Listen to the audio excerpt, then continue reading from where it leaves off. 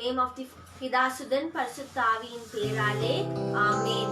அன்பான சகோதர சகோதரிகளே, இந்த உன்னதமான காலவெளியில் நாம் ஆண்டவரை போற்றி புகழ்ந்து ஆராதிக்க நாம் வந்திருக்கிறோம். ஆகையால் இப்பொழுது நாம் யாவரும் கண்களை மூடி நாம் ஜெபம் செய்வோமாக. விண்ணையும் மண்ணையும் உண்டாக்கினவரே, இந்த காலவெளிக்காக உமக்கு நன்றி செலுத்துகிறோம் அப்பா. பரலோகத்தின் தேவனே அப்பா, இந்த காலவெளியில் யாரெல்லாம் உம்மை நோக்கி வந்திருக்கிறார்களோ, வாஞ்சித்து வந்திருக்கிறார்களோ ஆண்டவரே, ஒவ்வொருத்தரையும் நீர் ஆசீர்வதிக்கும்படியாய் ஜெபிக்கிறோம் தகப்பனே. அப்பா, உம்முடைய கிருபை, உம்முடைய வல்லமை, உம்முடைய சமாதானம் இன்றைக்கு ஒவ்வொருத்தரோடும் இருக்கும்படியாய் ஜெபிக்கிறோம் ஆண்டவரே. உம்மை நோக்கி பார்த்தவர்கள் வெட்கப்பட்டு போனதல்ல என்று உம்முடைய வார்த்தை சொன்னது போல, இந்த காலவேளையில் அப்பா உம்மை நோக்கி வந்த ஒவ்வொருத்தரையும் கூட நீர் ஆசீர்வதிங்க. இன்றைக்கு பாடுகிற பாடல்கள், ஜெபிக்கிற ஜெப விண்ணப்பங்கள் யாவற்றும் ஒவ்வொருத்தருக்கும் ஆசீர்வாதமாய் மாறட்டும் ஆண்டவரே. நீரே தொடர்ச்சியாக எங்களோடு இருந்து வழி நடத்தும். இது அனைவற்றும் இயேசு கிறிஸ்துவின் நாமத்திலாக ஜெபிக்கிறோம் என்ற ஜீவன் உள்ள நல்ல தகப்பனே. ஆமென், ஆமென். இப்பொழுது நாம் துதி ஆராதனைக்கு நாம் கடந்து செல்வோம்.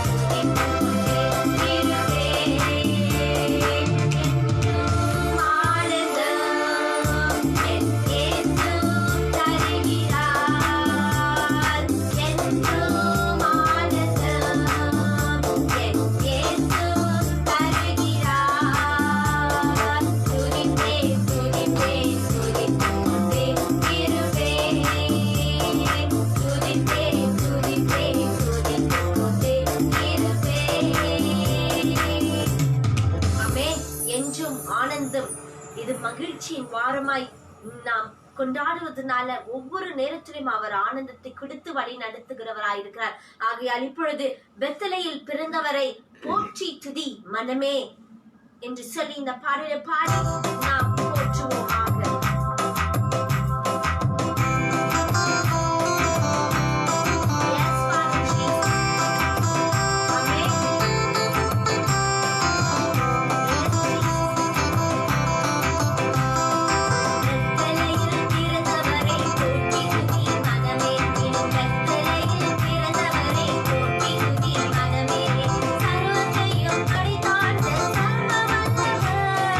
சர்வத்தையும்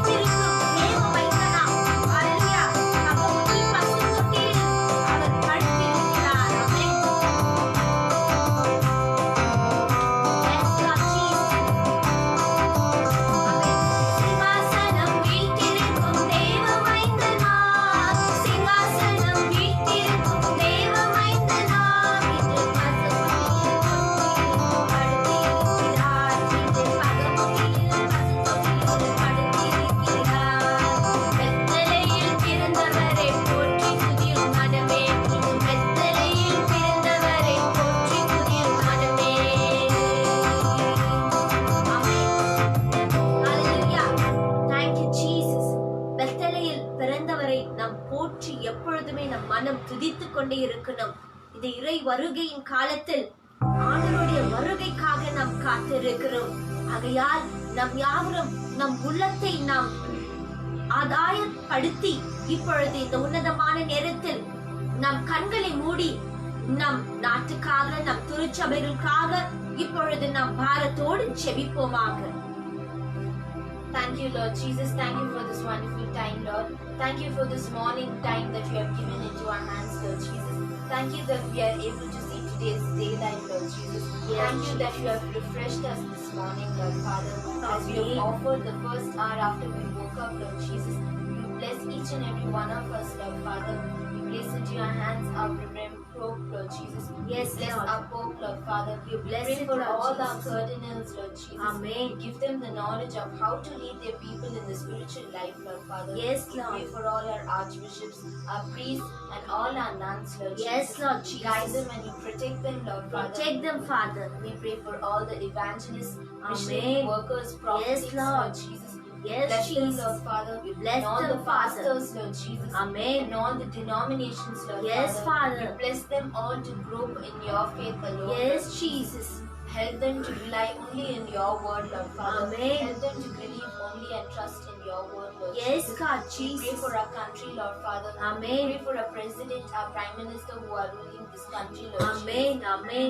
Give them the knowledge of how to rule a country, Lord Father. Yes, Father. You give them your knowledge and you execute your plan of Yes, how to Lord lead Jesus. a country into their minds, Lord Jesus. Amen. And you calm them down as the economy is going down, Lord Father. Yes, You Father. bless our economy, Lord Jesus. Amen. You bless each and every businessman to rise up in their jobs, Yes, Lord Jesus. Father. We pray for all the states and all our Amen. chief ministers, Yes, Jesus. Lord. We pray for all the commissioners, We corps, pray, Lord Jesus. army, navy, and Amen. air force, Lord Jesus. Yes, As Jesus. you're guiding our country, Lord Father. Amen. You guide our country through them, Lord Jesus. Yes, And you Jesus. bless all their families who have sacrificed their near and dear ones. Yes, Jesus. Lord. Yes, We pray Lord. for all the teachers and all the Amen. health workers, doctors, nurses, Lord Jesus. Yes, You Jesus. bless them and you guide them, Bless Lord them. Jesus. Amen. Even during this time, they leave their family and they come and work for the Yes, country, God. Lord Jesus.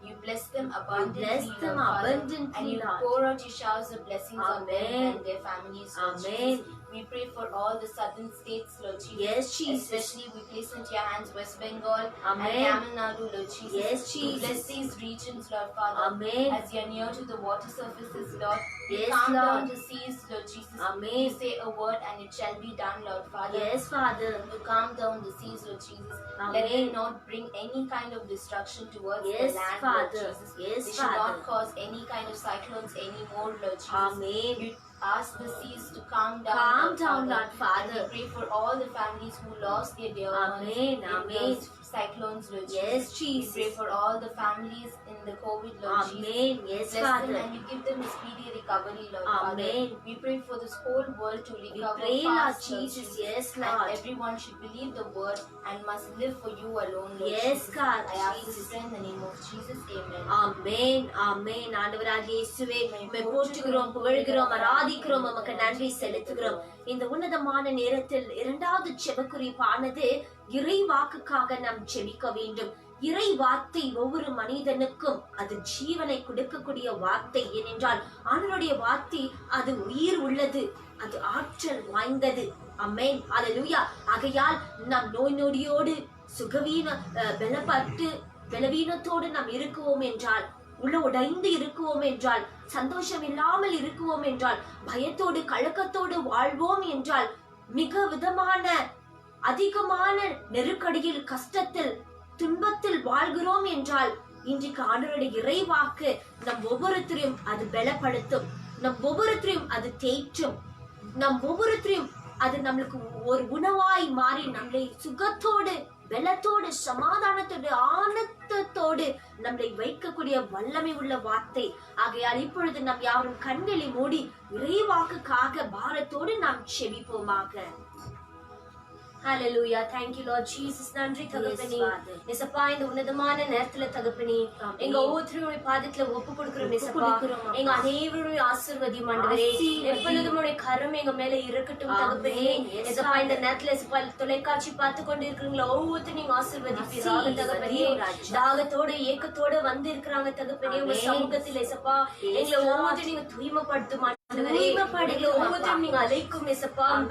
உடைய ஊழியத்துக்கு தகப்பனே எங்களை ஒவ்வொருத்தரும் நீங்க அழைக்கும் தகப்பனே. Lord Jesus, we are your servant, Lord. We are listening, Lord Jesus. Please hear and answer our prayer, Lord Jesus. Please, Lord Jesus, you heal everybody, those who are sick, Lord Jesus. Those who are abandoned, Lord Jesus. You please bless them with your holy guide, Lord. எந்த துன்பங்கள் கஷ்டங்கள் நெருக்கடியில வாழ்ந்து கொண்டிருந்தாலும் தகப்பனே, இந்த நேரத்துல ஒவ்வொருத்தரும் நீங்க தொடுவீராக தகப்பனே.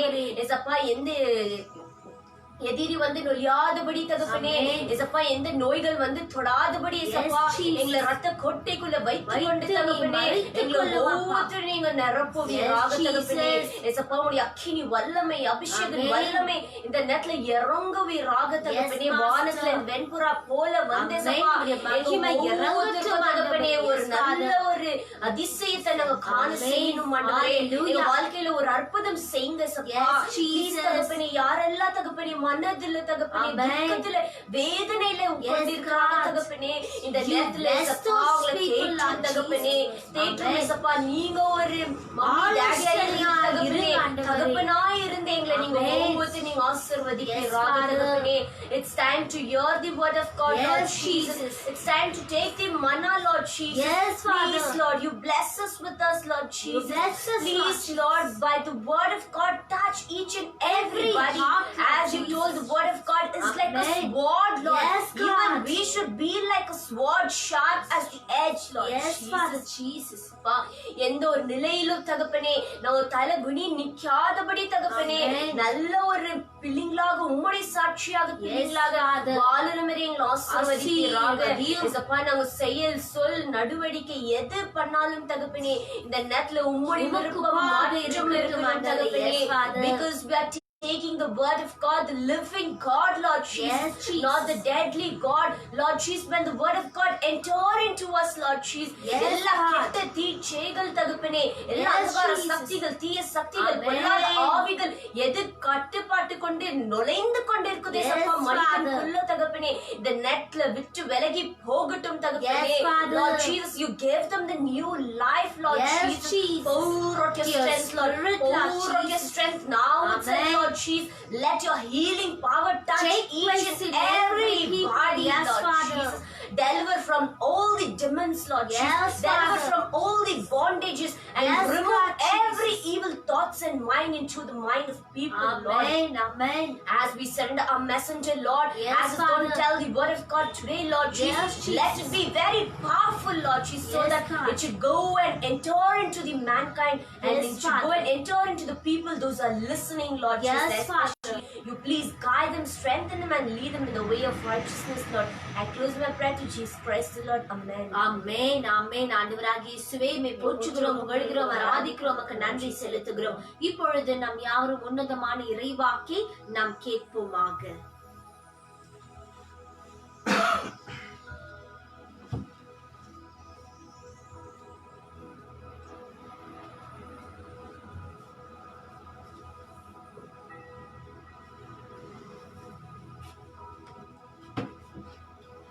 இயேசுவில் பிரியமான சகோதர சகோதரிகளே, ஆண்டவராகிய இயேசுவின் பெயரால் உங்கள் அனைவரையும் இந்த கால வேளையில வாழ்த்தி வரவேற்கின்றோம்.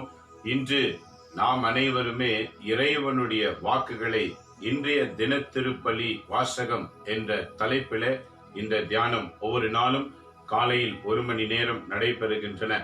ஆகவே ஒவ்வொரு நாளும் இறைவாக்கை தியானிப்பது இறைவன் நமக்கு கொடுத்த ஒரு பெரிய வாக்கியமாய் இருக்கின்றன. பலர் உறங்கிக் கொண்டிருக்கலாம், பலர் பல பணிகளில ஈடுபட்டிருக்கலாம். ஆனால் ஆண்டவரால் தெரிந்து கொள்ளப்பட்டவர்களோ காலமே எழுந்து உன்னதமான கடவுளை வழிபடுவார்கள். இது இறைவன் கொடுத்த பலருக்கு ஆசீர்வாதம். ஆகவே இன்றைக்கு உங்களையும் நாமும் சேர்ந்து இணைந்திருப்பது இறைவனுடைய ஒரு உன்னதமான அருட்கொடை. அந்த கொடைகளை இன்றைக்கு வாக்கின் வழியாக நிறைவேற்ற ஆண்டவர் காத்துக் கொண்டிருக்கின்றார். ஆக இன்றைய நற்செய்தியின் விளக்கங்கள் என்ன?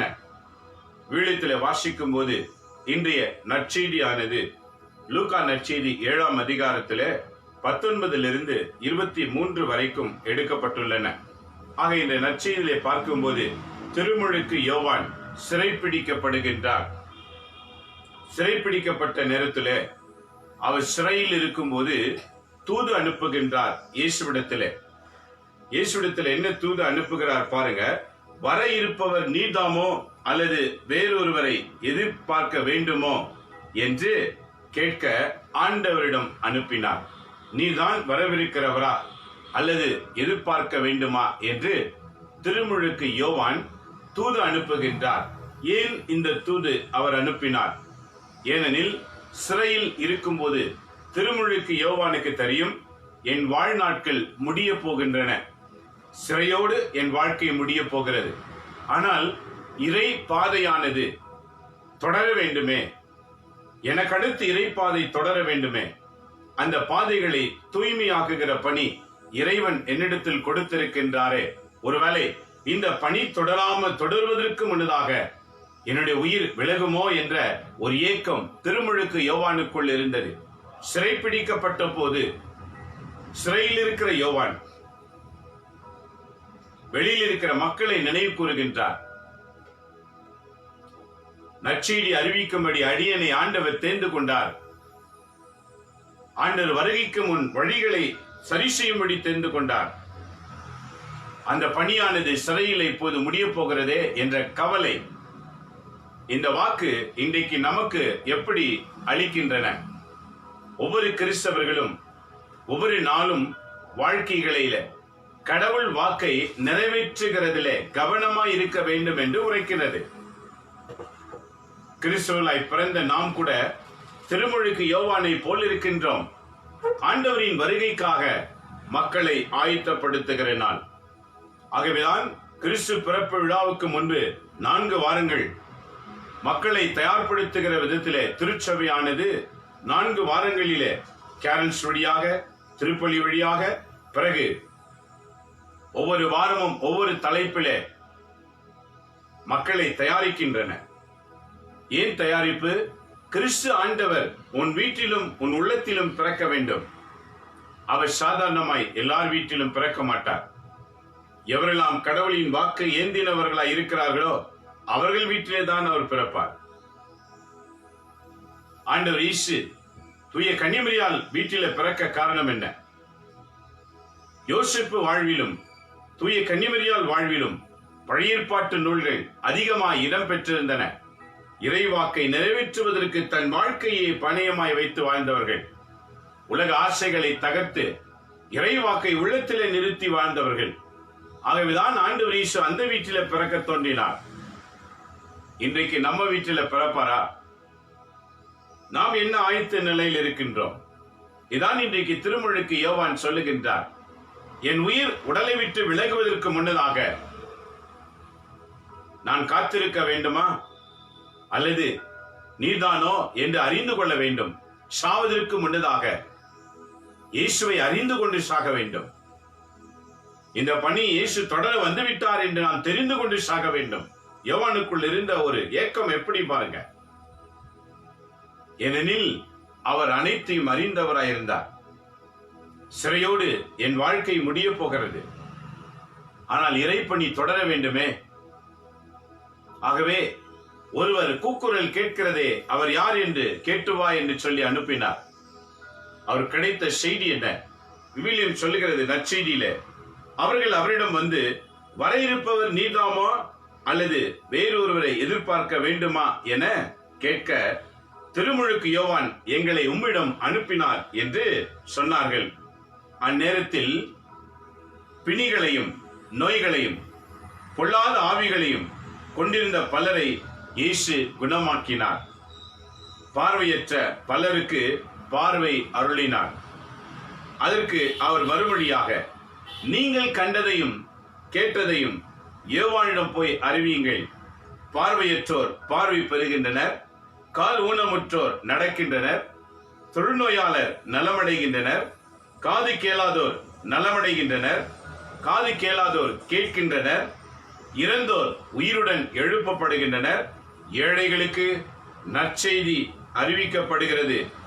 என்னை தயக்கமின்றி ஏற்றுக்கொள்வோர் எவரும் பேறு பெற்றோர் என்று சொன்னார். அந்த தூதர்களுக்கு ஆண்டவர் சொன்ன செய்தி பாருங்க, நீங்கள் கண்டதையும் கேட்டதையும் பொய் சொல்லுங்கள். எதை கண்டார்கள், எதை கேட்டார்கள்? இன்றைக்கு நாம் வாசிப்பதற்கு நமக்கு அழகா இருக்கின்றன, ஆனால் வாழ்க்கையில் அனுபவிக்க முடிகின்றதா? 2000 ஆண்டு காலமாக கிறிஸ்துவம் வளர்ந்தது, கிறிஸ்து வளரவில்லை. கிறிஸ்தவர்கள் பெருகுகிறார்கள், ஆனால் கிறிஸ்து பெருகவில்லை. முதல் 200-300 ஆண்டுகளில் வளர்ந்த கிறிஸ்தவர்கள் இன்றைக்கு இல்லை. அன்றைக்கு கிறிஸ்துவுக்காகவே குழந்தை முதல் பெயோர் வரை வார்த்தைக்காக தன் வாழ்க்கையை அர்ப்பணித்து தன் உயிரையும் கொடுக்க தயார் நிலையில் இருந்தார்கள். இன்று வார்த்தைக்காக அறிந்து கொள்வதற்கு கூட கடினமாய் இருக்கின்றன. இறைவாக்கை படிக்க நேரமில்லை, அதை தியானிக்க நேரமில்லை. எப்போது பார்த்தாலும் மயக்கங்களும் வேலைகளும் பலவிதமான காரியங்களும் மனித வாழ்க்கையில் நுழைந்து விட்டது. மற்றவைகளுக்கு கொடுக்கின்ற நேரங்கள் ஆண்டவரை அறிந்து கொள்வதற்கு கொடுக்கப்படவில்லை. இதை கேட்டுக்கொண்டிருக்கிற நண்பரே, மக்களே, உங்களுடைய வாழ்க்கையில நினைத்து பாருங்கள். ஆண்டவர் சொல்லுகிறார், நீங்கள் கண்டதையும் நீங்கள் கேட்டதையும் பொய் சொல்லுங்கள். நாம் எதை கண்டிருக்கிறோம்? இன்றைக்கு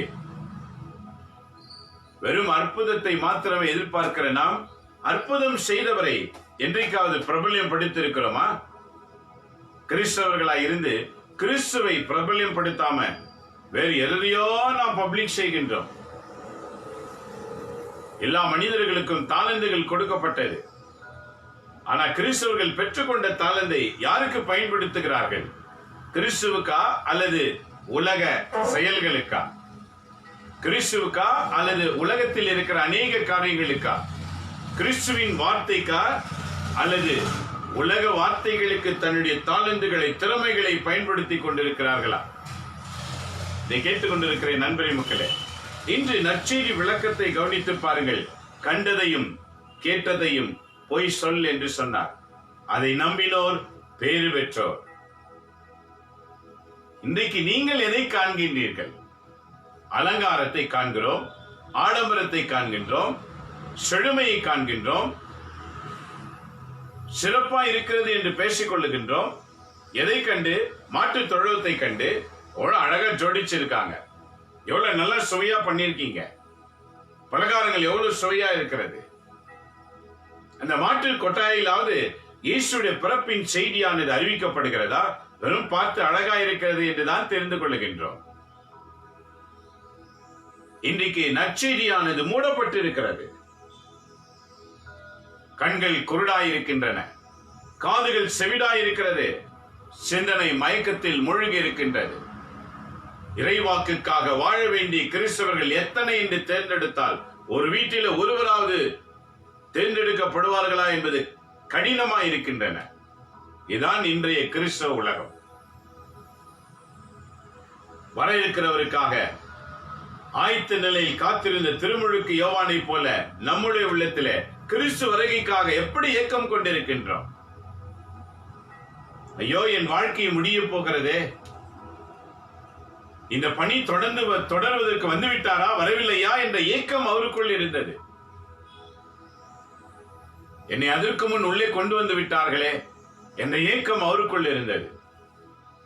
நான் சாவதற்கு முன் அவர் வந்துவிட்டார் என்ற செய்தியின் காதில் கேட்டால் போதும் என்று ஏங்கிக் கொண்டிருந்தார் சிறையில் இருந்த திருமுழுக்கு யோவான். இதை கேட்டுக்கொண்டிருக்கிறேன் நண்பரி மக்களே, இன்னைக்கு கிறிஸ்தவர்களாகிய நாம் கூட திருமுழுக்கு யோவானை போலதான். அவர் எப்படி ஆண்டு வருகைக்காக வழியை தயார்படுத்திக் கொண்டிருந்தாரோ அதே போல கிறிஸ்து ஆண்டவர் 2ஆம் வருகைக்காக மக்களை தயார்படுத்துகின்ற வேளையிலே ஒவ்வொரு கிறிஸ்தவர்களையும் ஆண்டவர் நம்மை உருவாக்கி வைத்திருக்கின்றார். ஆக திருவிழித்தில் இருக்கிற வாக்குகளை அறிந்து கொள்வதற்கு சமயமே கிடையாது. ஏன்னா நிறைய சம்பாதிக்கணும், நல்லா வாழணும் என்ற நோக்கம் மனித உள்ளத்தில் வளர்ந்து விட்டது. நல்ல சுகமா இருக்கணும், நல்லா இருக்கணும், அப்படி கவலையில் இருந்தால் கூட வாக்குகளை தியானிக்க நேரம் கிடையாது. ஒன்றுமே இல்லை என்றால் கூட கவலை நினைத்து வாழ்கிற வாழ்க்கையை பார்க்கலாமே தவிர இறைவாக்கை தியானித்து வாழ்க்கையை தேற்றிக்கிறது கிடையாது. இதை கேட்டுக்கொண்டிருக்கிற அன்பரே மக்களே, இறைவாக்கை நிறைவேற்றதான் கிறிஸ்தவர்களாகிய நம்மை இறைவன் தேர்ந்து கொண்டு பூமியில் வைத்திருக்கின்றார். அந்த இறைவாக்கை நிறைவேற்றுவதுதான் கிறிஸ்தவர்களின் வேலை. ஆகவேதான் இயேசு விண்ணேற்றம் அடையும் போது சீடர்களை பார்த்து சொன்னார், காத்திருங்கள், தூய ஆவி உங்களுக்கு வருவார், அவர் நான் கற்றுக்கொண்ட அனைத்தையும் நிறைவேற்றுவார். நம்ம வாழ்க்கையிலே கடவுள் வாக்கு நிறைவேறவில்லை என்றால் காரணம் தூய ஆவியின் அனுபவம் இல்லை. தூய ஆவி அனுபவம் இல்லாதவன் இறைவாக்கின் மேல் ஆர்வம் கொண்டிருக்க இயலாது. தூய ஆவி அனுபவம் பெற்றவர்கள் தான் எப்பொழுதும் இறைவாக்கின் மேல் ஆர்வம் கொண்டிருப்பார்கள். எந்த சூழ்நிலையிலும் இந்த வாக்குகளை உடனே கொடுக்கிறவர்களாக இருப்பார்கள். அதை தேடி தயாரித்து எங்கிருக்கிறது என்று நேரத்தை எடுத்து செலவழித்து செயல்படுகிறவன் பணியாளன் அல்ல. எந்த நிமிடத்திலும் உடனே கொடுக்கிறவன் பணியாளன். அவன் உடனே கொடுக்க வேண்டும் என்றால் ஏற்கனவே நேரங்களை செலுத்தி தயார்படுத்தின நிலையிலே தயாரா இருக்க வேண்டும், ஆயத்த நிலையில் இருக்க வேண்டும். ஒவ்வொரு கிறிஸ்தவர்களும் எப்பொழுதும் ஆயத்த நிலையில் இருக்க வேண்டும்.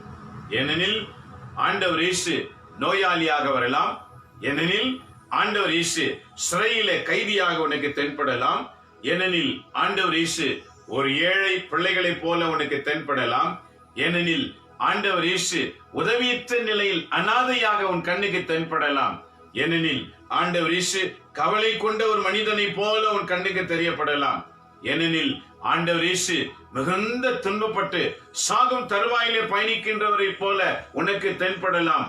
அந்த சூழ்நிலையில நீ எப்படி அவர்களோடு பிரதிபலிக்கிறாய் என்பது மிக அவசியம். ஆகவேதான் ஆண்டவர் திருமுழுக்கு யோவான் தூதர்களிடத்தில் சொல்லி அனுப்புகிறார், நீங்கள் கண்டதையும் நீங்கள் கேட்டதையும் போய் சொல்லுங்க. அவர்கள் எதை கண்டார்கள், எதை கேட்டார்கள்? பார்வையுற்றோர் பார்வை பெற்றனர், காது கேளாதோர் காது கேட்டனர், தொழுநோயாளிகள் குணமடைந்தனர், இறந்தோர்கள் உயிரோடு எழுப்பப்பட்டனர், ஏழைகளுக்கு நற்செய்தி அறிவிக்கப்பட்டது. ஏழைகள் என்றால் யார்? இன்றைக்கு பணம் இருக்கிறவன் பணக்காரன், பணம் இல்லாதவன் ஏழை, இதுதான் நமக்கு தெரிந்தது. விவிலியத்தின்படி பைபிளில் சொல்லப்பட்டிருக்கிற இந்த வாக்குப்படி ஏழை என்றால் யார்? இந்த இறை வாக்கு எந்த மனித உள்ளத்திலே இல்லாமல் இருக்கிறதோ அவங்க அத்தனை பேரும் ஏழைகள் தான். உலகத்திலே பணக்காரராய் இருக்கலாம், உலகத்திலே பெருமையோடு வாழ்ந்து கொண்டிருக்கலாம், உன் உள்ளத்தில் ஆண்டவர் இயேசுவின் வார்த்தை இல்லை என்றால் நீ ஏழை என்று ஆண்டவர் சொல்லுகிறார். பணக்காரன் விண்ணக கூற்றுப்படி யார் பணக்காரன்? எவ்வளவு இறை வாக்குகளை உள்ளே நிரப்பி வைத்துக் கொள்கிறானோ அவன் விண்ணகத்திலே பெரிய பணக்காரன். எவ்வளவு பைபிள் வார்த்தைகளை உள்ளத்திலே இல்லாமல் வைத்திருக்கிறாரோ அவன் படும் ஏழை என்று சொல்லுகிறார். இந்த ஏழைகளுக்கு இறைவாக்கு நற்செய்தி அறிவிக்கப்பட்டது. ஏனெனில் நல்ல செய்திதான் ஒரு மனிதனை உயர்ந்த நிலைக்கு கொண்டு போய் சேர்க்க முடியும். இன்றைக்கு மரணத்தை தேடி எத்தனை ஓடுகிறார்கள். ஒவ்வொரு நாளும் பேப்பர் செய்தி படித்து பாருங்கள். சிறு பிள்ளைகள் எல்லாம் கொன்றுவிட்டு தானும் கொன்று விட்டார்கள். நேற்று ஒரு குடும்பம் இறந்து போய்விட்டது. 2 சின்ன பிள்ளைங்க, ஒரு ஆண் பிள்ளை ஒரு பெண் பிள்ளை, பார்ப்பதற்கு அழகா இருந்தது. மனது பரிதவிக்கிறது. அப்படியே ஐயோ இந்த குழந்தைகள் இப்படி இறந்து விட்டது. அந்த குழந்தைகளும் இறக்க வைத்து கணவன் மனைவி இருவரும் இறந்து போனார்கள், குடும்பமாய் இறந்து போனார்கள். காரணம் என்ன? மனித வாழ்க்கையிலே பல பிரச்சனைகள் மனிதனை தொடர்ந்து கொண்டிருக்கிறது. ஐயோ ஏன் வாழ வேண்டும்? ஆனால் திருமுழுக்கு யோவான் பாருங்க, தான் மரிக்கிற தருவாய் வந்துவிட்டது என்று தெரிந்தவுடனே அவர் உள்ளத்தில் ஒரு ஏக்கம், நான் மரித்து போகிறேன் என்ற எண்ணம் இல்லை, மாறாக இறைவாக்கு நிறைவேற்றுவதற்கு எனக்கு அடுத்து வரவிருக்கிறவர் வந்துவிட்டாரா, அவர் வருவதற்கு முன் நான் இறக்கக்கூடாது என்ற உள்ளத்தில் ஒரு ஏக்கம் இருந்தது. இறைவாக்கு நிறைவேற்றிதான் இறக்க வேண்டும். இதுதான் கிறிஸ்தவர்கள் உள்ளத்தில் எழும்பக்கூடிய ஒரு எண்ணம். இறைவாக்கு நிறைவேற்றி நான் மரிக்க வேண்டும். இறைவாக்கை நிறைவேற்றாத மரிக்கிற ஒவ்வொரு தற்கொலைகளும் பிசாசின் ஆவிக்கு சென்று சேர்ந்துவிடும். பிசாசின் ஆவி சென்றவுடனே உங்களை விட குண்டாகிரி பிசாசுங்கெல்லாம் ஏற்கனவே அங்க இருக்கும். அவங்களோட உங்களால போராடவே முடியாது. நண்பரே மக்களே, நல்லா கவனித்து பாருங்க. நரகத்துக்கு செல்லும் போது கொடுமையான ஆவிகள் எல்லாம் அங்க இருக்கும். யாரெல்லாம் கொடூரமாக செத்தார்களோ அவங்க எல்லாம் அங்க இருப்பாங்க. எல்லா விதமான தேர்ட் கிரேட் பீப்புள் அப்படின்னு சொல்லுவாங்க. கொள்ளைகள் அக்கிரம் அடியாளம் செய்கிறவங்க, இவெல்லாம் அந்த ஆவிகள்லாம் அங்கத்தான் இருக்கும். அவங்க கிட்ட உன்னால வாழவே முடியாது. இறந்தால் ஆண்டவர் ராஜ்யத்துக்கு பிரவேசிக்கணும் என்ற நோக்கம் இருக்கணும். திருமழுக்கு யோவானுக்குள் இருந்தது, ஐயோ நான் இறக்கிற நேரம் வரப்போகிறது, இறைவாக்கு நிறைவேற்ற வேண்டிய சூழ்நிலை, எனக்கு அடுத்து வரவிருக்கிறவர் வந்துவிட்டாரா என்று ஏங்கிக் கொண்டிருந்தார். அவர் காதில் இந்த செய்தி விழுந்தவுடனே நான் இறக்க தயார் என்ற நிலையிலே இருந்தார். வரவிருக்கிறவர் வந்துவிட்டார், நான் இறக்க தயார். இந்த செய்தி எதை காட்டுகிறது? ஒவ்வொரு கிறிஸ்தவர்களும் இறை பணியில ஈடுபட்டிருக்க வேண்டும், இறைவாக்கை நிறைவேற்ற வேண்டும், தனக்கு அடுத்து இறைவாக்கு நிறைவேற்றுவதற்கு தயார்படுத்தியிருக்க வேண்டும். எனக்கு அடுத்து இவர் இந்த பணியை தொடர வேண்டும். இது ஒவ்வொரு கிறிஸ்தவர்களின் கடமையாயிருக்கின்றன. உனக்கு அடுத்து உன் வீட்டில் இருக்கிறவர்களோ வெளியில் இருக்கிறவர்களோ நீ தயார்படுத்தியிருக்க வேண்டும். அவங்களை தயார் நிலையில் இருக்கிறார்கள் என்று கண்ட பிறகுதான் உன் உடலில் இருந்து உயிர் விலக வேண்டும். இந்த ஒரு ஏக்கம் உனக்குள் இருந்தால்தான் நீங்க கிறிஸ்துவை நேசிக்கிறீர்கள் என்பதற்கு பொருள்படும். இதை கேட்டுக்கொண்டிருக்கிற நண்பரே மக்களே, இன்றைக்கு உன் வாழ்க்கையின் நிலை எப்படி இருக்கிறது? காலையிலே நல்லா ஓய்வெடுக்க வேண்டும், பிறகு உடனே எழுந்து பணிக்கு செல்ல வேண்டும், பிறகு மாலையில ரொம்ப டயர்டா வருவீங்க, அது பிறகு ஃப்ரெண்ட்ஸ் எல்லாம் பார்க்கணும், அதுக்கப்புறம் என்னென்னவோ பார்க்கணும், பிறகு வந்த உடனே சாப்பிடணும், திரும்பி தூங்கிடணும். ஜெபம் பண்ணவோ பைபிள் படிக்கவோ நேரமே கிடையாது. இன்றைய வாழ்க்கை எப்படிதான்? கடவுள் கவனித்துக் கொண்டிருக்கிறார். ஆகவேதான் கொள்ளை நோய் என்ற கொரோனாவை அனுப்பினார். உலக மக்கள் திருந்துவார்கள் என்று அனுமதித்தார். ஆனால் திருந்தினார்களா? எப்படி சோதம் குமார நகரம் அழிவதற்கு அவங்க ஊரில் இருந்த பாவம் காரணமா இருந்ததோ, அதே போல இன்றைக்கும் மனிதனுடைய பாவங்கள் காரணமாயிருக்கின்றது. பாவங்கள் சிந்தனையில் நிரம்பி இருக்கிறது, கண்களை மறைத்திருக்கிறது. அது செவிப்பதற்கும் நேரமில்லை, யோசிப்பதற்கும் நேரமில்லை. விவிலியத்தை படித்தாலும் அதை தலையில வைத்துக் கொள்ள முடியாமல் தவிக்கிறார்கள். எவ்வளவு படித்தாலும் மரபு என்ற மறந்து போகிற எண்ணம். காரணம் என்ன? தூய ஆவியின் அனுபவம் இல்லை. தூய ஆவி வரும்போது சகலத்தையும் உங்களுக்கு கற்றுக் கொடுப்பார் என்று சொன்னார். மறைவானவைகளை வெளிப்படுத்துவார், உனக்கு நினைவுபடுத்துவார். நினைவுபடுத்துகிற தூய ஆவி நமக்கு தேவை. படித்தவைகளை நினைவுக்கு கொண்டு வர வேண்டும் என்றால் தூய ஆவி தேவை. இல்லை என்றால் இறைவாக்கை புரிந்து கொள்ளவும் முடியாது, அறிந்து கொள்ளவும் முடியாது, அந்த வாக்குக்கு ஏற்றவாறு வாழ வேண்டும் என்று தீர்மானிக்கவும் முடியாது. விருப்பம் போல வாழ்ந்து கொண்டிருப்போம். விருப்பம் போல வாழ்வதற்கு கிறிஸ்தவ வாழ்க்கை அல்ல, அது வேறு வாழ்க்கை. வேறு வாழ்க்கை வாழ்ந்து கொண்டு கிறிஸ்தவன் என்று சொல்லிக் கொள்ள இயலாது. அது பூமியோடு அழிந்து போய்விடும். என் நண்பரி மக்களே, திருமுழுக்கு யோவானுக்குள் இருந்த ஒரு இயக்கம் உனக்குள்ளும் எனக்குள்ளும் வர வேண்டும். மரணம் என்னை எப்போது வேண்டுமானாலும் சந்திக்கலாம். என்னை மரணம் சந்திப்பதற்கு முன்பு எனக்கு அடுத்த ஒரு பணியாளை நான் தயார்படுத்தியிருக்க வேண்டும். குறைந்தது ஒரு கிறிஸ்தவன் 12 பேரையாவது தயார்படுத்தியிருக்க வேண்டும். இதுதான் கிறிஸ்துவின் கொள்கை. தான் செல்வதற்கு முன்பு 12 சீடர்களை முதலிலே தயாரித்தார். அவர்களை தயாரித்து பணியில ஈடுபட வைத்தார். அவர்கள் வாழ்வில் எத்தனை இன்னல்கள் வந்தாலும், அவர்கள் பின்வாங்கி போகிற சூழ்நிலை வந்தாலும், பின்வாங்கி போன மாதிரி திரும்பவும் வந்தார்கள். இயேசு மரணத்திற்கு பின்பு எல்லாரும் பின்வாங்கி போனார்கள். மீண்டும் அவர்கள் பணிக்கு சென்று விட்டார்கள். மரித்த இயேசு உயிர்த்த பிறகு மீண்டும் அவர்களை சந்தித்தார். நான் உயிர்த்து விட்டேன். அப்போதுதான் அவர்களுக்குள்ளே ஒரு சிறந்த நம்பிக்கை உண்டானது. நான் யாரோ ஒரு சாதாரண மனிதனோடு பயணிக்கவில்லை, உன்னதமான கடவுளோடு பயணித்திருக்கிறேன் என்று அவர்கள் கண்கள் திறக்கப்பட்டது. அதன் பிறகு அவர்கள் பின்வாங்கி செல்லவில்லை. இதை கேட்டுக்கொண்டிருக்கிற என் அன்பு கிறிஸ்தவர்களே, நீ நானும் வழிபடுகிற ஆண்டவர் இயேசு மரித்து போன மண்ணான ஒரு ஆண்டவர் அல்ல, மீண்டும் உயிரோடு எழுந்தவர். எங்கு 2-3 பேர் என் பெயரால் கூடுகிறார்களோ அங்கு இருப்பேன் என்று வாக்களித்தவர். நம் மத்தியில் ஆண்டவர் இருக்கின்றார். ஆண்டவர் இயேசுவின் பிரசன்னம் நம்மை சூழ்ந்திருக்கின்றது. அவர் மக்கள் எங்கு இருக்கின்றாரோ அங்கு அவர் இருக்கின்றார். ஆகவேதான் அவருக்கு இம்மானுவேல் என்ற பெயர் இந்த டிசம்பர் மாதத்திலே சூட்டப்பட்டது. அவருக்கு இம்மானுவேல் என்ற பெயர். இம்மானுவேல் என்றால் கடவுள் நம்மோடு இருக்கிறார் என்பது பொருள்படும். நம்மோடு இருக்கும்படிக்காக உன்னதமான கடவுள் வந்தார். நம் உள்ளத்திலே குடிக்கொள்வதற்காக. அவர் நமக்குள் குடிக்கொள்ள வேண்டும் என்றால் நம் உள்ளம் இறை வாக்குகளினால் நிரப்பப்பட்டிருக்க வேண்டும். வெறும் காதுல கேட்டுக்கிட்டு மாத்திரம் 1-2 ஒன்னும் பாதியமா வச்சுக்க முடியாது.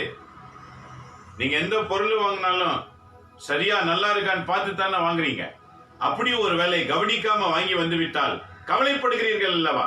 ஐயோ, இதுக்கு ஏன் இவ்வளவு விலை கொடுத்தேன், ஐயோ இது பாதி அழிந்து போய் ஏமாற்றி விட்டார்களே என்றெல்லாம் புலம்புகிறாய் அல்லவா? ஆனா இறைவாக்கிலே மட்டும் ஏன் அறிந்து கொள்வதற்கு குறைகளாய் இருக்கின்றீர்கள்? ஒரு வாக்கை கூட தெளிவாக புரிந்து கொள்ளுகிற அறிவற்றவர்களாய் ஏன் இருக்க வேண்டும்? இவைகள் ஏன் கவனத்தை செலுத்துவது கிடையாது? இது மறந்து போன மறதி அல்ல, கவனம் செலுத்தாமல் இருக்கிறது தான் காரணம். கவனத்தை செலுத்தி பாருங்கள், சமயத்தை கொடுத்து பாருங்கள். இந்த வாக்கில் இருக்கிற வல்லமை நமக்குள் எப்படி செயலாற்றும் என்று அறிந்து கொள்ள முடியும். ஆகவேதான் யோவானுக்கு ஆண்டவர் செய்தி அனுப்பினார், கவலை வேண்டாம், குருடர்கள் பார்க்கின்றனர், செவிடர்கள் கேட்கின்றனர், இறந்தோர்கள் உயிர் பெறுகின்றனர், ஏழைகளுக்கு நற்செய்தி அறிவிக்கப்படுகிறது. இந்த வாக்கு திருமுழுக்கு யோவான் கேட்கும் போது அவர் மகிழ்ச்சியோடு தன் உயிரை கொடுக்க தயாராயிருந்தார். இப்பொழுது நான் மரிக்க தயாராயிருக்கிறேன் என்று திருமுழுக்கு யோவான் தன் தலையை வெட்டும்படி மகிழ்ச்சியோடு கொடுத்தார். நண்பரே மக்களே, கவனித்து பாருங்கள். யோவான் திருமுழுக்கு யோவான் காலம் முடிந்தவுடனே ஆண்டவர் இயேசு தோன்றினார். ஆண்டவர் இயேசுவின் வாழ்க்கை முடிந்தவுடனே சீடர்கள் தொடர்ந்தார்கள். சீடர்கள் தொடர்ந்தவுடனே அவர்களின் சீடர்கள் தொடர்ந்தார்கள். இப்படிதான் உலகத்திலே கிறிஸ்தவம் தொடர்ச்சியாய் வளர்ந்து கொண்டிருக்கிறது. ஆனா இன்றைக்கு ஒரு சாதாரண கிறிஸ்தவர்கள் இறைவாக்கு மேல் எதிர்பார்ப்பு இல்லாத கிறிஸ்தவர்கள் இதை படிக்க வேண்டும், அறிந்து கொள்ள வேண்டும், அதற்கேற்றவாறு வாழ வேண்டும் என்று நினைத்து கூட சமயங்களை செலுத்தாத கிறிஸ்தவர்கள். எல்லாத்துக்கும் நேரம் இருக்கிறது, பேசுவதற்கு நேரம் இருக்கிறது, நண்பர்களுக்கு நேரம் இருக்கிறது, உணவுக்கு நேரம் இருக்கிறது, டிவிக்கு நேரம் இருக்கிறது, ஏன் இன்றைக்கு மொபைலுக்கு நேரம் இருக்கிறது, வாட்ஸ்அப்புக்கு நேரம் இருக்கிறது, கண்டவைகள்லாம் பார்ப்பதற்கு நேரம் இருக்கிறது. ஆண்டவர் சமூகத்தை தேடி ஜெபிக்க வேண்டும் என்பதற்கு நேரம் இல்லை மனிதனுக்கு. டைம் 10 சொல்றான்.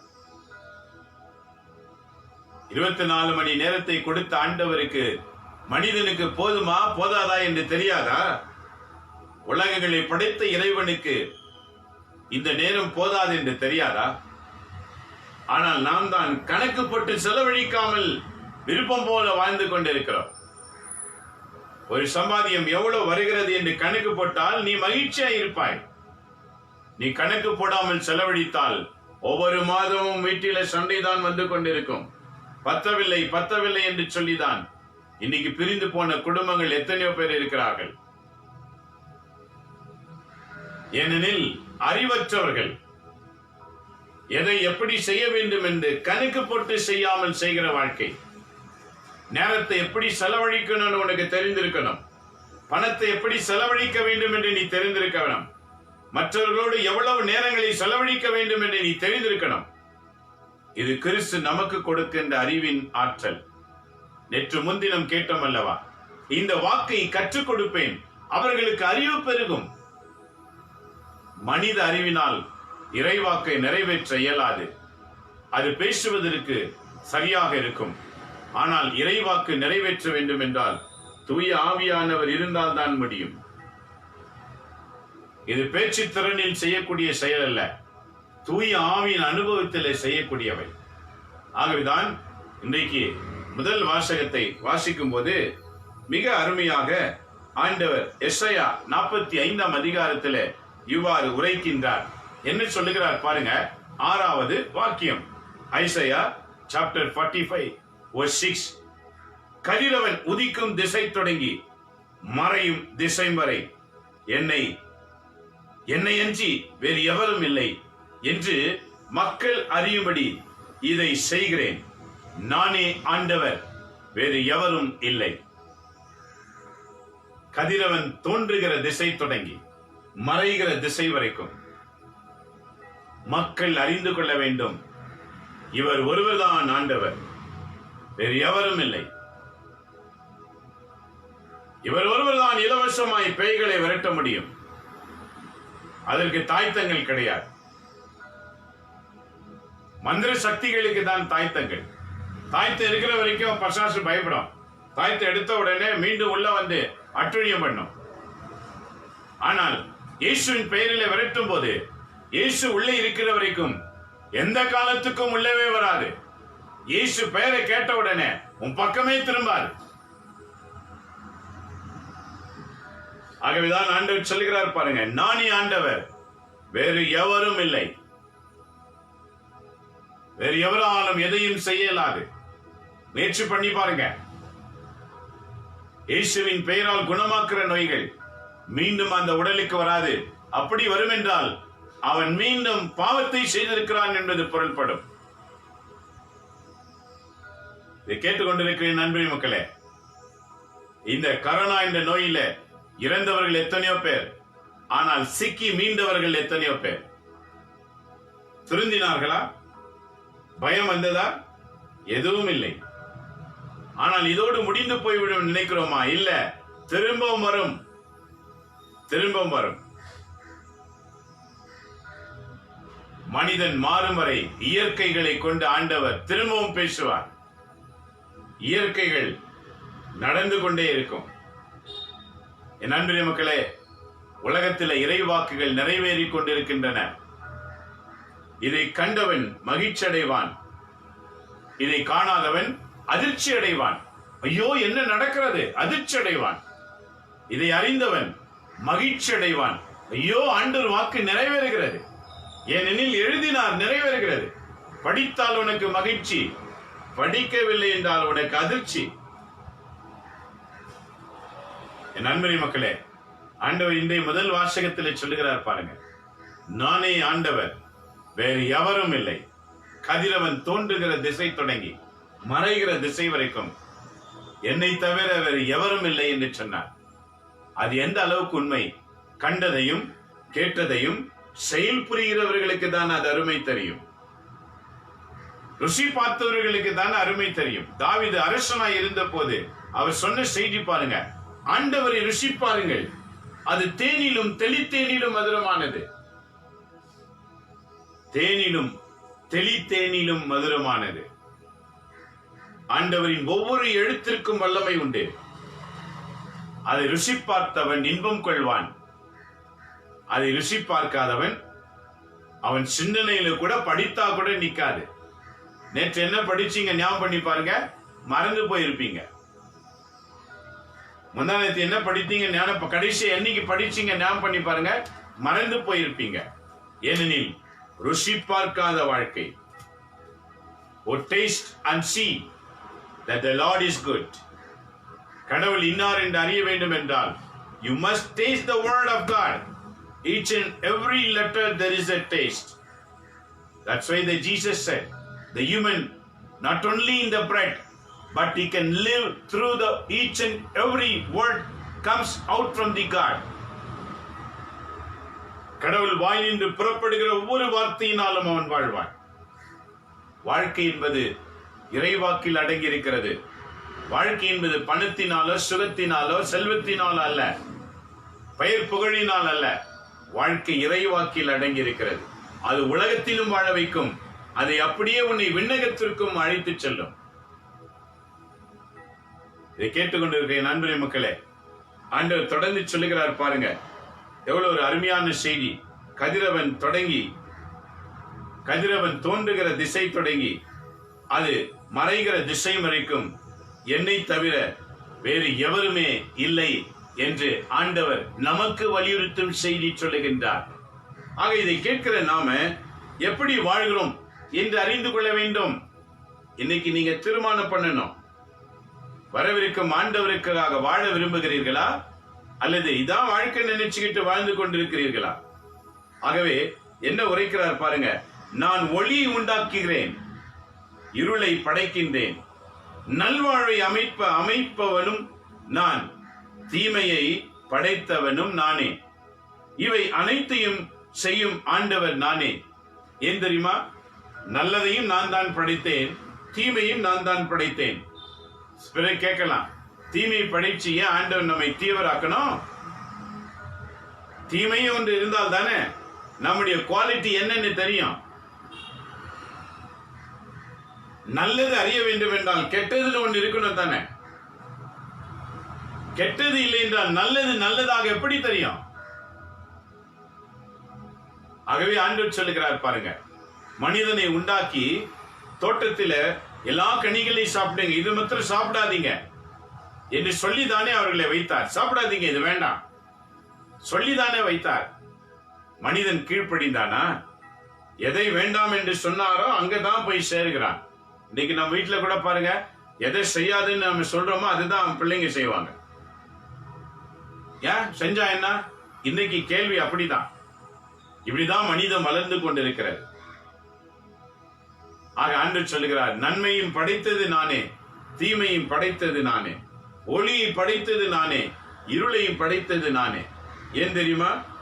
வானங்கள் பனிமழை என வெற்றியை அனுப்பட்டும், மேகங்கள் மாறி என அதை பொழியட்டும், மண்ணுலகம் வாய் திறந்து விடுதலை கனி வழங்கட்டும், மண்ணுலகம் விடுதலையின் கனி வழங்கட்டும், அதனுடைய நீதி துளிர்க்க செய்யட்டும், இவற்றை செய்பவர் ஆண்டவராகிய நானே.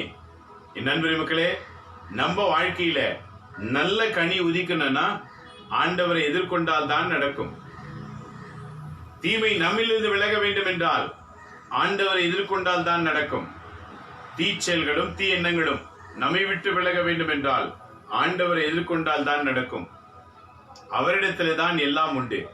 ஆகவே ஏனெனில் விண்ணுலகை படைத்த ஆண்டவர் கூறுவது இதுவே, அவரே கடவுள், மண்ணுலகை படைத்து உருவாக்கியவர் அவரே, அதை நிலைநிறுத்தியவரும் அவரே, வெறுமையாய் இருக்குமாறு படைக்காது மக்கள் வாழுமாறு அதை உருவாக்கினார்.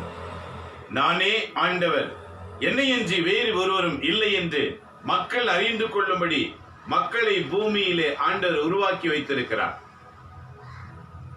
உருவாக்கப்பட்டவர்களிலே நன்மை தீமை அறிந்து தீமை விலகி நன்மையை நாடினால் அவரை காண இயலும். தீமை எது நன்மை எது என்று கண்டுணர்கின்ற அறிவு ஆண்டவரிடத்தில் இருக்கிறது. அதை நாம் ஒவ்வொரு நாளும் கேட்கணும். ஆண்டவரே, நான் செய்வது சரியா தவறா என்று எனக்கு சொல்லித்தாரும். கேட்டு பாருங்க, எது சரி எது தவறு என்று அவர்களுக்கு காண்பார். நீதான் தவறை விட்டு சரியான பாதைக்கு பயணிக்க வேண்டும். அவர் உன்னை எடுத்து வைக்க மாட்டார், நாம தான் எடுத்து வைக்கணும் அடி. நல்லது எது கெட்டது என்று அறிந்து கொண்டு கெட்டதை விலக்கி நன்மையிலே பயணிக்க வேண்டும். ஆனால் உலகம் என்பது இரண்டுமே கலந்ததுதான். மேன்மை அடைய வேண்டும் என்றால் நன்மை விட்டு விலகி தீமைக்கு செல்லாமல் தீமை விலகி நன்மைக்கு செல்ல முயற்சிக்க வேண்டும். இன்னைக்கு ஒவ்வொரு நியூஸ்ல பாருங்க, தற்கொலை நாவி உலாவிக் கொண்டிருக்கிறது. தற்கொலை நாவி எல்லாரையும் பிடித்துக் கொண்டிருக்கிறது. இன்னைக்கு எத்தனை சினிமா ஸ்டார்கள் இறந்து கொண்டிருக்கிறார்கள், தற்கொலை செய்து இறந்து கொள்கிறார்கள். நேற்று முன்தினம் கூட ஒரு மரணம் நடந்தது. காரணம் என்ன? எவருக்கும் தெரியாது. உள்ளிருக்கிற ரகசியங்கள் அநேகம். ஏனெனில் உலக ஆசை சாகடித்துக் கொண்டுதான் இருக்கும். சுகம் சௌகரியம் மனித வாழ்வில் நிலையா இருக்கிற வரைக்கும் மனிதன் செத்து கொண்டுதான் இருப்பான். சுகத்துக்கு மேல சௌகரியத்துக்கு மேல என் ஆண்டவர் ஒரு இருக்கிறார் என்று நினைத்து பாருங்கள். உனக்கு மறுவாழ்வு வந்து கொண்டே இருக்கும். ஆகவே இந்த வாக்குகளை நினைத்து பாருங்கள். ஆண்டவர் உரைக்கின்றார், அறிவியுங்கள், உங்கள் வாழ்க்கை எடுத்துரையுங்கள், ஒன்றாக சிந்தித்து முடிவெடுங்கள். பாருங்க எவ்வளவு அறிவுரை சொல்லுகிறார். 21வது வாக்கியம், அறிவியுங்கள், உங்கள் வாழ்க்கையை எடுத்துரையுங்கள். வாழ்க்கை தான் செய்தி, வாழ்ந்து காட்டுங்கள். ஒன்றாக சிந்தித்து முடிவெடுங்கள். சிந்தித்து என்ற வார்த்தையின் பொருள் என்ன? நீ எதை பேசினாலும், எதை செய்தாலும், எதை சொன்னாலும் சற்று முன் யோசித்து பார், இது சரியா தவறான்னு. தவறை நீ கண்டுகொள்ள முடியும். பிறகு தலையில் அடித்துக் கொண்டு ஐயோ இப்படி நடந்துச்சேன்னு நீ கவலைப்படுவதால் ஒன்னா செய்ய முடியாது. யோசித்து பார். இது ஆண்டவர் சொல்லிக் கொடுக்கிறார் பாருங்க. உன் வாழ்க்கையை எடுத்துரையுங்கள், ஒன்றாக சிந்தித்து முடிவெடுங்கள். தொடக்கத்தில் இருந்து இதை வெளிப்படுத்தியவர் யார்? முதலில் இதை அறிவித்தவர் யார்? ஆண்டவராகிய நான் அல்லவா? என்னை அன்றி கடவுள் வேறு எவரும் இல்லை. நீதி உள்ளவரும் மீட்பு அளிப்பவரும் இறைவன் நானே, என்னை அன்றி எவரும் இல்லை என்று சொன்னார். அழகான செய்தி பாருங்க. மீட்பு அளிப்பவரும் நீதியை வெளிப்படுத்துகிறவரும் நானே. ஆகவே மண்ணுலகின் அனைத்து எல்லை நாட்டோரே, மண்ணுலகிலே வாழ்கிற எல்லா மக்கள் இனத்தாரே, என்னிடம் திரும்பி வாருங்கள், விடுதலை பெறுங்கள். ஏனெனில் நானே இறைவன், என்னை அன்றி வேறு எவரும் இல்லை. எஸ்ஐயா வழியாக இறை மக்களுக்கு சொல்லப்பட்ட செய்தி. நாடெங்கும் உள்ளவரே, ஆண்டவரிடம் திரும்பி வாங்க. கொஞ்சம் திரும்பி பாருங்க உங்க வாழ்க்கைய. உங்க நேரத்தை எப்படி செலவழிக்கிறீங்க? யார் யாருக்கு எவ்வளவு நேரம் செலவு பண்றீங்க? உலகத்துக்கு எவ்வளவு நேரம்? உங்க பர்சனலா எவ்வளவு நேரம் எடுத்துக்கிறீங்க? அதன் மத்தியிலே உன்னை படைத்த ஆண்டவருக்கு எவ்வளவு நேரம் அவரோடு பேசுறீங்க? ஆண்டவரோடு பேசவில்லை என்றால் உன் பயணம் நின்ற இடத்திலேயே நின்று கொண்டிருக்கும். அது முன்னோக்கி செல்லாது. வீழ்ச்சி மேல் வீழ்ச்சி உன்னை தலைகுனிய வைத்துக் கொண்டே இருக்கும். நீ அவமானத்துக்குள்ளாக மாறுவாய்.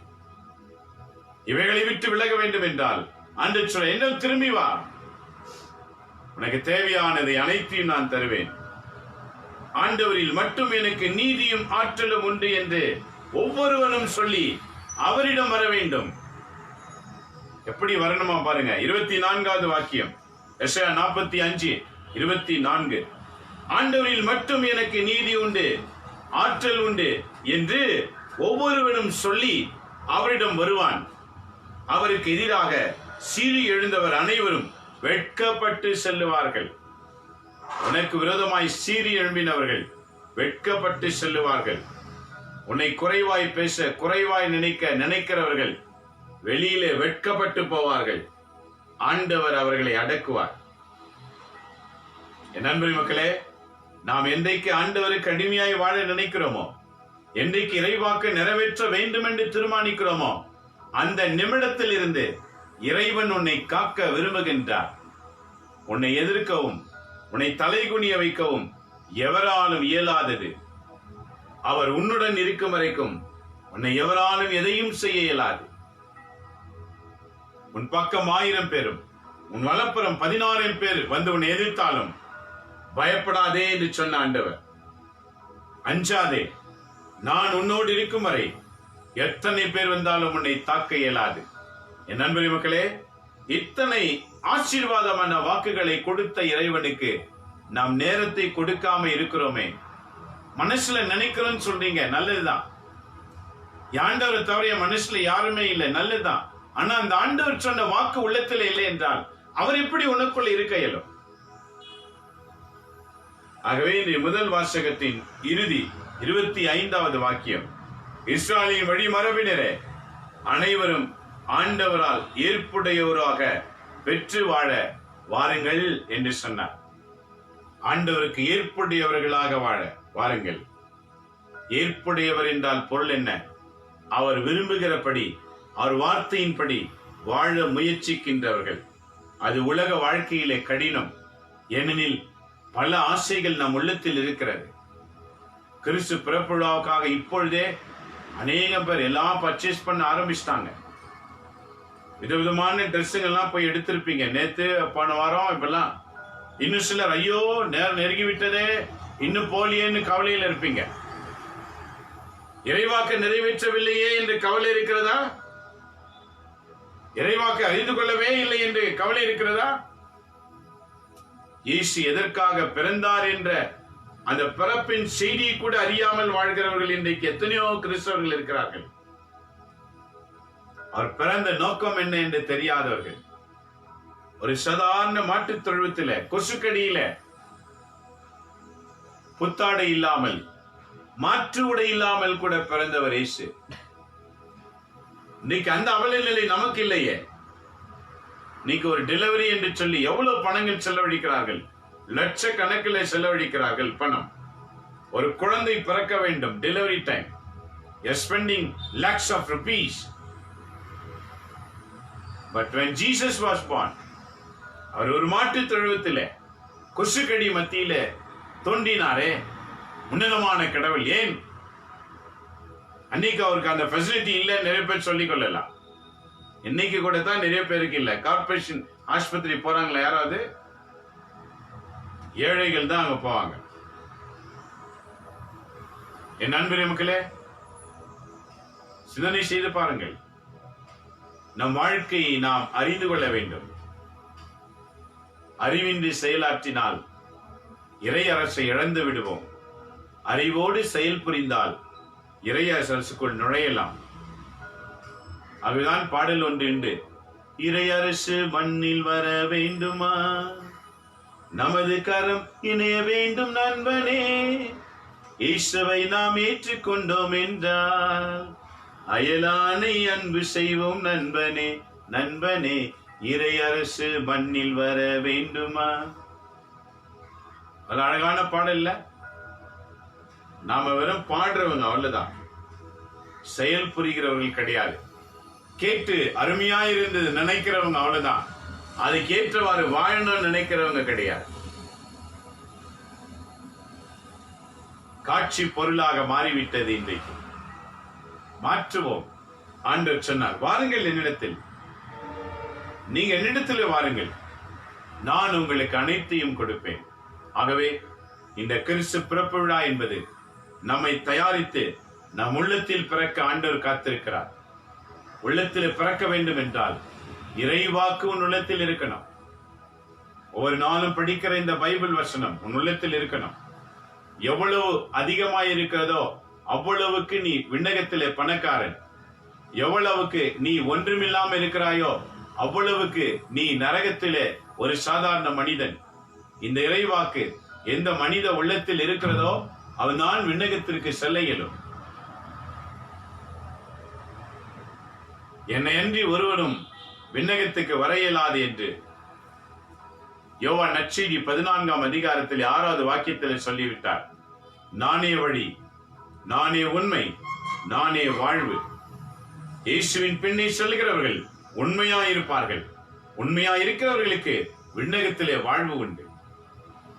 இயேசுவின் பின்னே செல்லாதவர்கள் உண்மையாய் இருக்க இயலாது. இதை வைத்து நீங்க அறிந்து கொள்ளுங்க. நீங்க உண்மையா இருக்கிறீர்கள் என்றால் இயேசுவின் பின்னே செல்லுகின்றீர்கள். உங்களுடைய வாழ்க்கையில உண்மையற்ற நிலை இருக்கும் என்றால், பொய்யும் பித்தலாட்டம் இருக்கணும், நீங்க கிறிஸ்தவங்களா இருக்கலாம், ஆனா இயேசு பின்னால போகல. பின்னால் போகாத உனக்கு வாழ்வு எப்படி கிடைக்கும்? ஆகவே இயேசுவின் பின்னே செல்ல துணிவோம். என்ன நடந்தாலும் சென்று கொண்டே இருப்போம். கவலையின்றி உண்மையாய் வாழ கற்றுக்கொள்வோம். நான் எதை செய்தாலும் உண்மை இருக்கணும். நான் பேசினாலும் பழகினாலும் வாழ்ந்தாலும் எந்த சேவை செய்தாலும் அது ஒரு சமூக சேவையா இருந்தாலும் கூட உண்மையா இருக்கணும். எந்த சேவையை நான் செய், ஆனா உண்மை இருக்கணும்னு தெரிஞ்சு செய். உண்மையா இருக்கும்போது நீ இயேசுவின் பின்னே சொல்லுகிறாய். நீ உண்மையாய் மரித்தால் வாழ்வு உனக்கு விண்ணகத்தில் காத்து கொண்டிருக்கிறது. ஆகவேதான் ஆண்டவர் சொன்னார் யோவான் 14:6, நானே வழி, நானே உண்மை, நானே வாழ்வு. என்னை அன்றி ஒருவரும் என் ராஜ்யத்திற்கு வர இயலாது. என் பின்னே வராதவன் அந்த ராஜ்யத்துக்கு வர முடியாது என்று சொன்னார். இயேசுவின் பின்னே செல்ல துணிவோம், உண்மையாய் வாழ்வோம், உலக மக்களுக்கு உண்மையை வெளிப்படுத்துவோம். எந்த சேவை செய்தாலும் அது சின்னது பெருசு எதுவா இருந்தாலும் உண்மைக்காக பணி செய்வோம். அதுதான் நம்முடைய கொள்கை, அதுதான் நம்முடைய வாழ்க்கை. ஆகவே இந்த காலை நேரத்தில் நாம் நம்மையே சமர்ப்பணிப்போம். திருமுழுக்கு யோவானை போல் வரவிருக்கிறவர் நீதானா அல்லது நான் காத்திருக்க வேண்டுமா? அவருக்குள்ள ஒரு ஏக்கம், இந்த இறைவாக்கு முடிந்து விடுமா, என்னோடு முடிந்து விடுமா அல்லது தொடருமா? நான் சாகும் போகிற நேரம் வந்து விட்டது. ஒவ்வொரு மனிதனுக்கும் சாவு நெருங்கி கொண்டிருக்கிறது. அதை அறிந்தவர்கள் எனக்கு அடுத்து பணியாளர்களை உருவாக்கி இருக்கணும். நீங்க உருவாக்கி இருக்கீங்களா? நான் உருவாக்கி இருக்கிறேன். 12 என்று அநேக 6-7 கூட்டங்கள் இருக்கிறது. அத்தோடு இந்த லாக்டவுன்ல என் குடும்பத்தையும் தயாரித்து வைத்திருக்கிறேன். நீங்க, நாம் எல்லாருக்கும் அந்த அதிகாரத்தை ஆண்டு கொடுத்திருக்கிறார். நீங்களும் செய்து பாருங்க. ஆண்டவருக்கு உலகில் இருக்கிற அத்தனை கிறிஸ்தவர்களும் வேண்டும், ஒருவரும் விடப்படக்கூடாது. அத்தனை பேரும் பணி செய்யணும். அவ்வளோ வேலை காத்திருக்கிறது. இந்தியாவில் எடுத்துக்கொள்ளுங்க, 130 கோடி ஜனங்கள். அதிலே கிறிஸ்தவர்கள் எத்தனை? 6 கோடி ஜனங்கள். இந்த 6 கோடியில கிறிஸ்துவுக்காக வாழ்கிறவங்க எத்தனை பேரு தெரியாது. 1000 வருமா, 100 வருமா, அல்லது 10 வருமா, அல்ல 1 வருமா தெரியாது. பணிகள் குமிஞ்சிருக்கிறது. செய்வதற்கு ஆட்கள் தேவை. ஆகவே இன்றைக்கு வாசகத்தில் ஆண்டவர் சொல்லுகிறார், வாருங்கள் என்னிடத்திலே, உங்களை நான் பெரிய கருவியாக பயன்படுத்த ஆரம்பிப்பேன்.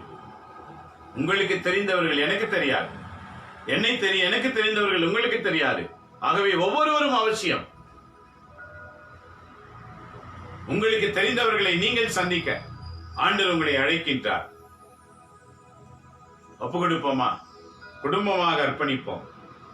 எங்களை குடும்பமாய் பயன்படுத்தும் ஆண்டவரே என்று கேட்போம்.